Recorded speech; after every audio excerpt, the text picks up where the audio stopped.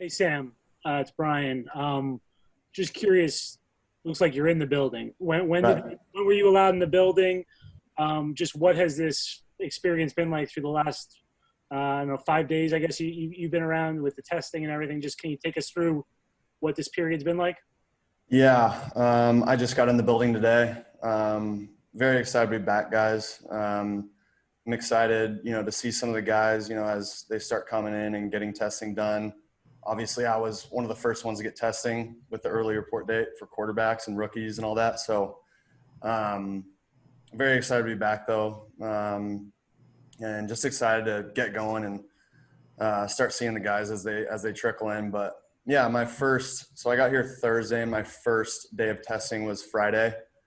So I've just tested that Friday, waited a couple days, tested again, and then from now on, I think for a couple weeks at least, it's going to be testing every single day before I come in the building.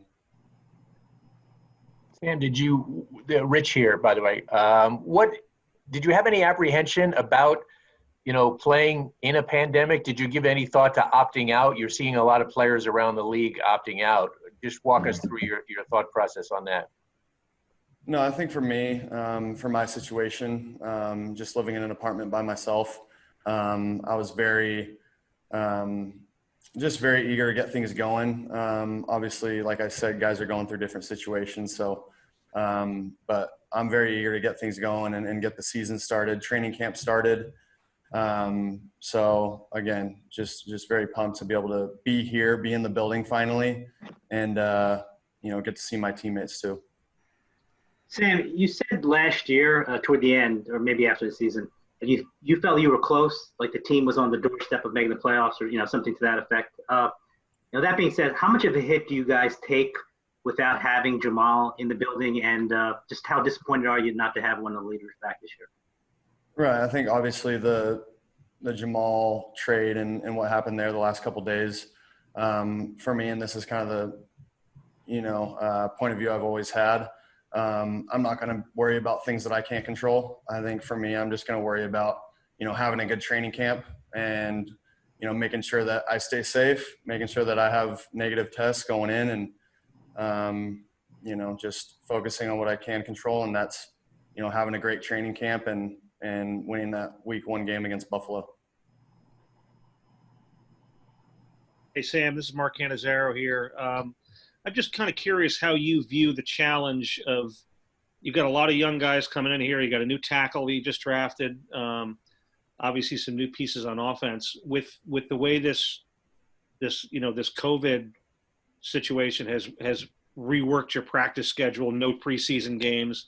How do you view that challenge to try to get these things, these guys ready? Kind of you as a leader, here. Yeah, for sure. I think. Obviously I have my part in talking to the guys and making sure that they're comfortable with everything.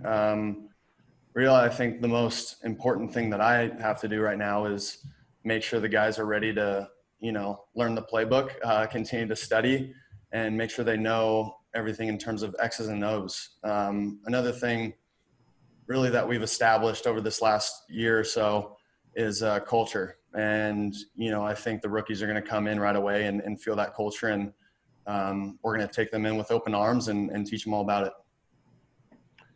Sam, I have a follow-up question on the Jamal trade.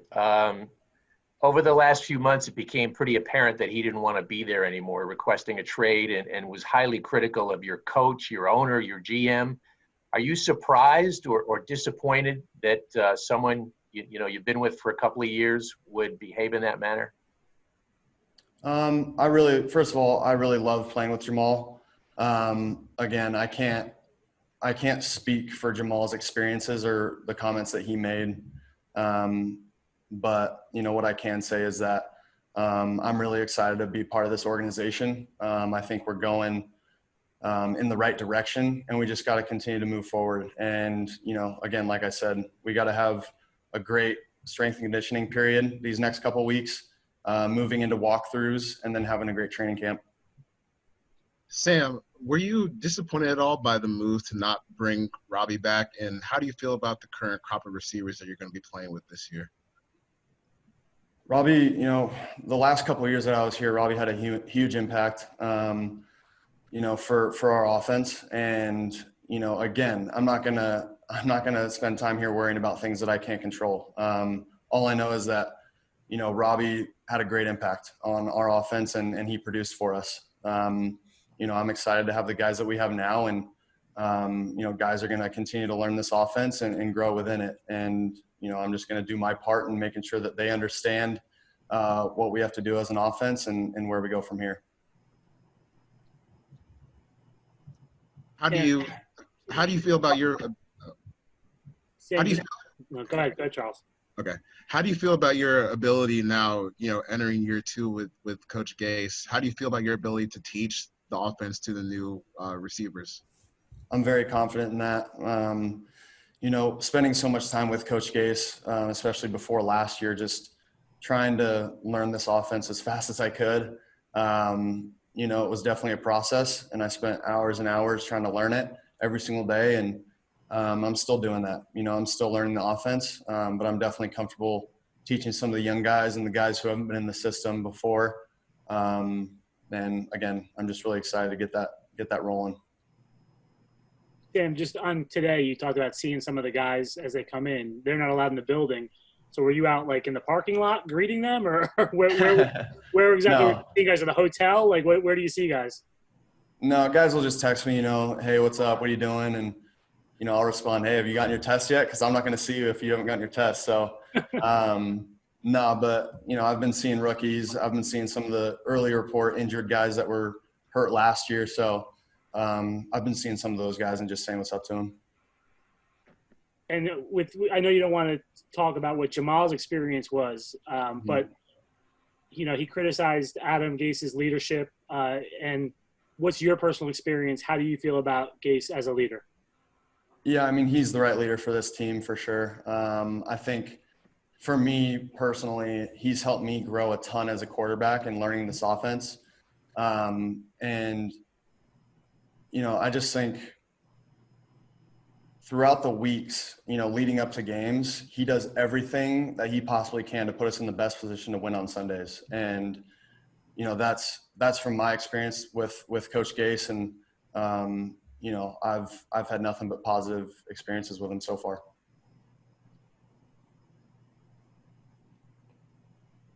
Have you thought much of a COVID-related question here, Sam? Have you thought much about like what it's going to be like, huddling or being in the locker room, socially distancing, and all the different nuances that we don't think about that you're going to be going through in a much different manner than before?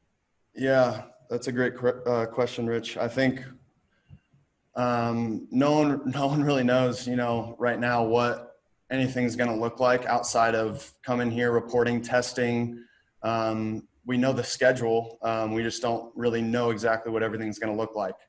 And, I think with huddling, if, we want to have a season, which we do, and all the fans want seasons, you guys want us to have a season, we're going to have to huddle like we normally do. And again, I think we just got to trust the fact that everyone's staying safe. We'll be getting tested every day. And, we just got to trust each other that, no one's going out and seeing people that they shouldn't see and people that haven't been tested. So we just got to trust that. And I don't think there's I'm just not sure if anyone really knows what anything's going to look like right now, but I guess we'll find that out in a few weeks. Sam, it's not. No, go ahead. Oh, thanks. Sam, it's Tina from Fox 5 New York. Just to follow up on Rich's question, what is your reaction to what's going on with the Marlins in baseball? I mean, they have around 17, 19 players that are positive, and they go home like you guys go home and we'll be traveling. So what's your reaction to all that? Yeah, it's all happened so fast, so many guys get it. And again, there's still so much about this virus that we don't know. For us, we're just going to continue to try to stay safe. For me, I'm going to stay in my apartment and really just be traveling from there to, here inside the building. And that's going to be it for me. And it might be boring, but that's kind of what I have to do at this point. And, for what's going on in baseball right now, it affects everyone. I mean, because you look at the game the Marlins had and, they affect the players on the other team, and then the dugouts are then infected. And, you can't, there's no good way of really going about it. And you got to start canceling games. So it's a matter of what the league wants to do. And, if things do, if people start getting or contracting the virus within the NFL, it'll be interesting to see how the NFL wants to handle it. Sam, how do you think not having fans or having, a few thousand fans will impact you guys? I mean, some guys obviously feed off the energy. Sometimes I guess it's better if you're on the road without the crowd. But just, what do you think that landscape's going to look like? And then secondly, you've talked about being more consistent and that kind of being the next step. So, I mean, what kind of goes into actually being more consistent in your third year?